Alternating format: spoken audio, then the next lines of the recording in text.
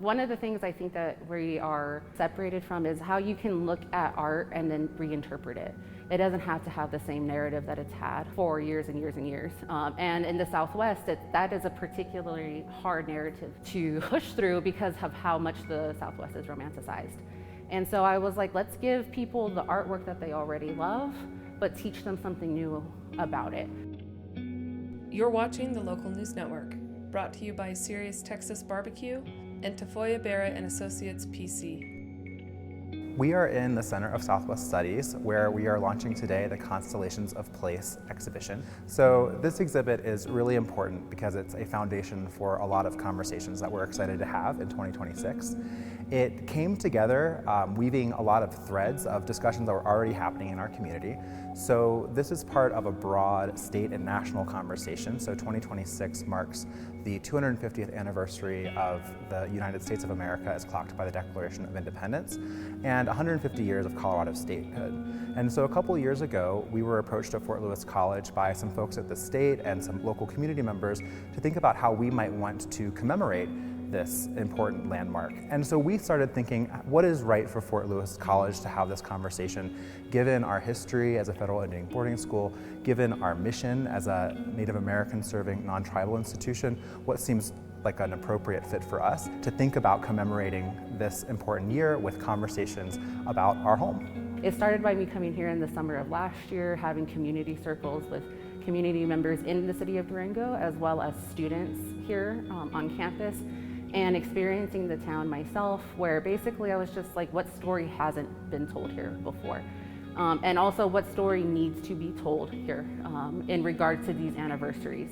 And especially it's important to note that my family are boarding school survivors, and having that history in the back of my mind really made me realize that the conversation that needed to be had was one where people understood the importance of the reverence that boarding schools deserve, the reverence that the history deserves, that it isn't a far distant past, that it's actually something that has impacted us for many generations, and that there's poetry and there's artwork that is out there that speaks to not just the grief that we feel as a people because of that, but also that speaks to the beauty and resilience of that.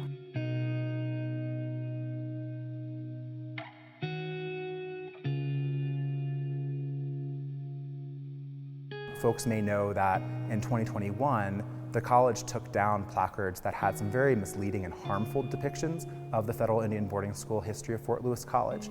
But now there's a process with our Department of Reconciliation and Office of Diversity Affairs and Tribal Advisory Council where they are working on a more transparent, respectful, and true acknowledgement of this history.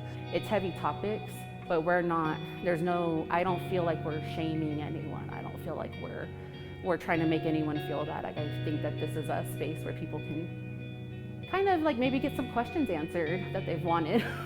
You know, why is Native American different than Indigenous and that kind of thing?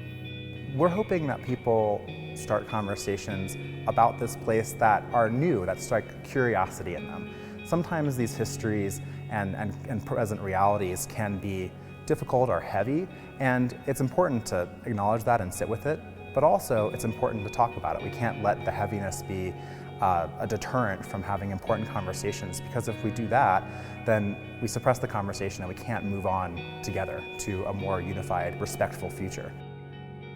To learn more, visit swcenter.fortlewis.edu. And for more stories like this, visit durangolocal.news.